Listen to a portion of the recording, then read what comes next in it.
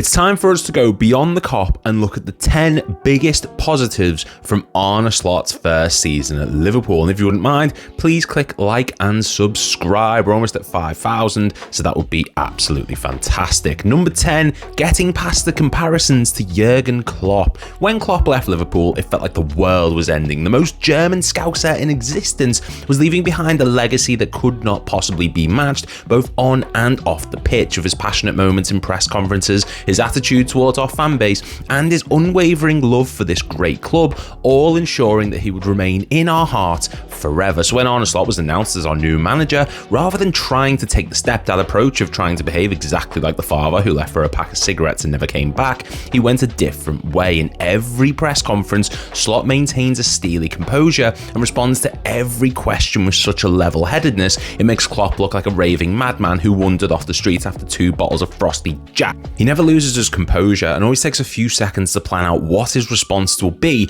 to questions, even in the most pressured of circumstances. He wasn't trying to be Jurgen Klopp because that wouldn't have worked. It never would have worked. You can't be the person who left. You can only be yourself, and that's what Slot's done fantastically. Sometimes it'd be nice to maybe see that extra level of passionate and dear Klopp to us, but I adore his ability to handle situations in the manner of which he does.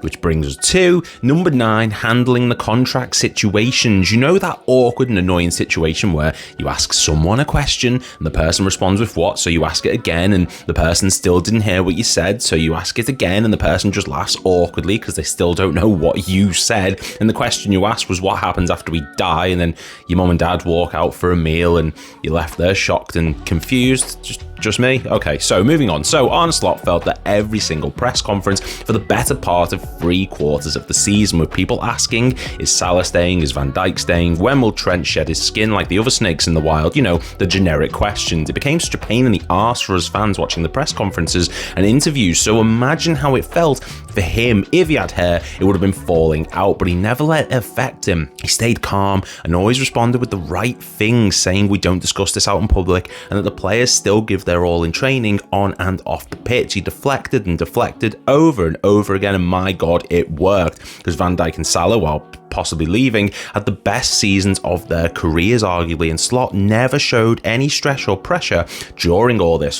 Hell, if 3 of my best players were leaving, I'd be crying in the shower on a daily basis, and while 2 of them are signed, 1 still hasn't. And that brings us to number 8, rotating Trent. Under Klopp, it felt like if Trent was fit, then Trent started and was only subbed off under extreme circumstances, and honestly, rightfully so. He's the best passer of the ball in the Liverpool squad. Impressive, given he has no legs, and with his contract situation at the moment, the natural worry is, how do Liverpool move past the talents of the Liverpool-born right-back if he is to leave at the end of the season? Well, thanks to Arne Slot, we have seen what life would be like without Trent in the squad, as the Dutchman has shown no fear whatsoever in subbing Trent off the pitch, be it for Jarrell Quansah or the most likely starter next season, Connor Bradley, showing that despite Trent's talent, Slot isn't afraid to make the tough decisions. Most managers would have been in a difficult situation, feeling the need to consistently start the right back because of what he brings and what he is. He's vice captain for a reason. This was done to give us a glimpse of life beyond Trent. Bradley, while injury prone, is a more than capable replacement, and credit to Slot for giving him that chance, even at the times when Trent wasn't injured, showing there is a world beyond the number 66. Number 7, playing Gakpo at left wing because it makes perfect sense. In much the same way Diaz grew comparisons to Mane because of his position, Gakpo was unfortunately matched against Roberto Firmino due to the fact that Klopp was playing him as a centre forward, sometimes even as a central midfielder, and honestly, it was frustrating. He'd struggle at club level, but as soon as he went away with the Dutch national team, he would play like a world beater because he was played in his natural position. Under Jurgen Klopp, Gakpo played left winger once during the 22-23 season after joining in January, and 8 times during the 23-24 season, and it drove us up the wall at times, especially when Diaz was struggling, and I get it. We lacked an out-and-out threat in the centre when Firmino was injured and Nunez was there in general, but under Slot, one of the first things he said would be changed upon his arrival was Gakpo being moved exclusively to left wing, and it's bear fruit as he's picked up 17 goals and 6 assists this season. He's added another dimension to his game, and while his form has dipped in recent weeks since coming back from injury, he's been a standout standout performer of Slot's first season in charge, taking more shots at goal and also becoming a more versatile threat going forward. Long may it continue. Number 6, adapting to different play styles. Slot is, for lack of a better term, a tactical master. Seriously, if he was coordinating train timetables, then no one would ever be delayed again. Seriously, Merseyrail, sort your out. He's shown that he isn't stubborn when it comes to his approach to different teams. Not saying Klopp was, but our main strength was outrunning and pressing teams off the pitch, while things under Slot seem so much more patient and approach with a certain meticulous approach that allows us to adapt to different situations. We can press when it's required, but it isn't our only strength. We can play long against teams who press us high, leaving space at the back rather than trying to play around them. And when we have to sit deep and defend, we're the best counter-attacking side in the league, bar none. Look at the difference between our matches against Man City at the Etihad and Tottenham at the creatively named Tottenham Hotspur Stadium. Against City, we sat deep and defended, counter-attacking throughout the match, and against Tottenham, we relentlessly attacked and outplayed them. We are like a tactical chameleon, and I love it so much. The gegenpress was so energetic and was a perfect representation of Klopp on the pitch, while our slow and calculated approach to matches now is Arne Slot in footballing form, exactly what is needed. Number 5, waiting before signing players. Now, I know, stop it. Stop typing your pro FSG out sentiment in the comments and explaining how this club should show ambition and sign players regardless of the situation. And before you say no, I'm not pro or FSG out. I honestly could not give two Lazar Markovic's about the behind the scenes tribalism and debates that just bore me so much. It's like watching paint dry while listening to a modern day footballer's post-match interview.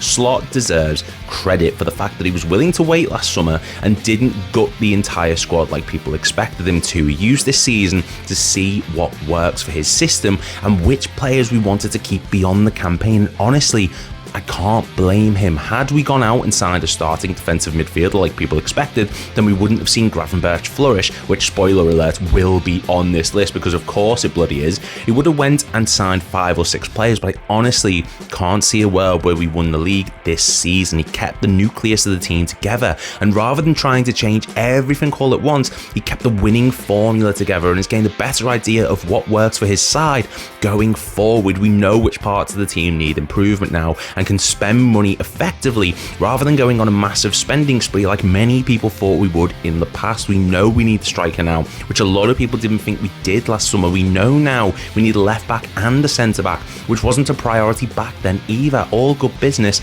and it makes sense. Number 4, changing the pre-match routine. Before work, I will normally have a coffee, take a shower, and have a good old cry because the thought of spending 9 hours minimum inside a building with no natural light is well bleak to say the least. But this just shows that preparation is key, because without the energy from the coffee, I cannot have the cry. This in mind, it's obvious to see why a lot changed during the pre-match preparations for the Liverpool players, promoting things such as key breathing exercises and ice baths to promote stress relief and muscle relaxation. But the most important was the night before the match itself. You see, Klopp would organise it so that himself and the players all stayed in a hotel in the town centre the night before the home games, which sounds good in principle, the whole squad together for longer and things can be a bit more coordinated, you would imagine. But Slot said no, let the men stay at home, and implemented the rule that players would remain in their houses the night before matches, believing the lads would rest better in familiar beds and surroundings and allowing them more time with their families, providing a healthier mental state. And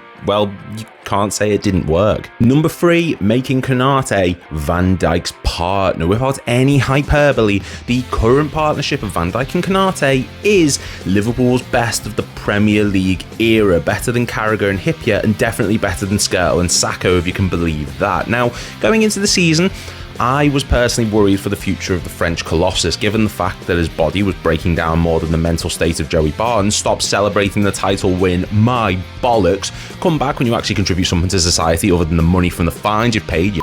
And with that in mind, the thought was Jarell Quansah was going to maybe become the main starter alongside Van Dijk following his impressive debut campaign the season before, but Slot, taking no fools, saw the young lad's first 45 minutes against Ipswich on the opening day of the season and showed balls by subbing him off for the big bad beastly baguette-breaking bastard who became the mainstay defender at the back alongside Van Dijk, which has seen him play more games this campaign than any other in his career, while also putting out the best defensive numbers and metrics in the process. Fair to Slot for making the decision at the start of the campaign and sticking with it, because Konate has been an utter revelation in Liverpool's back line, while also remaining fit apart from one short spell following an impact injury against Real Madrid. Number 2, playing to Salah's strengths. Holy shit, this season has been Salah's best. Yes, you heard me. Even better than his 2017-18 season, which saw him break the then Premier League goal-scoring record with 32 going into the back of the net, because quite simply, he's been the best right winger on planet goddamn Earth. Fair play, Yamal is some sort of result of a deal between the devil and the winger's parents, and Saka is second behind Salah, something he should be used to. But Salah has registered 33 goals and 23 assists in 48 matches. Just, hang on, just, I need to say that again. 33 goals and 23 assists in 48 fucking matches. And why? Because Slot has kept the winger up front after our title clinching victory against Tottenham. The winger said so himself. The plan from Slot was to make sure the wide attacker stayed up front, ready to receive the ball and attack goal, rather than having to track back and defend like we saw regularly under Klopp. This slight tweak has seen him ever present up front and bringing others into play, hence the increase in assists, and he's been absolutely unreal throughout the season. Yes, form's dipped a bit towards the end. Everyone's performance tends to at the final stretch, if you get what I mean, but he's still the best in the world, and honestly, Slot deserves a lot of credit. In a similar vein to number 1, playing Gravenberch as a number 6. It's quite simply been Slot's greatest decision to play Gravenberch, the man who couldn't find his place under Klopp, as an out-and-out number 6. Going into the season, the constant discussions and rumours were surrounding Liverpool's intentions to sign a defensive midfielder, and rightfully so, the only real option at the time being Wataru Endo. But following the failure to sign Martin Zubimendi, the decision was made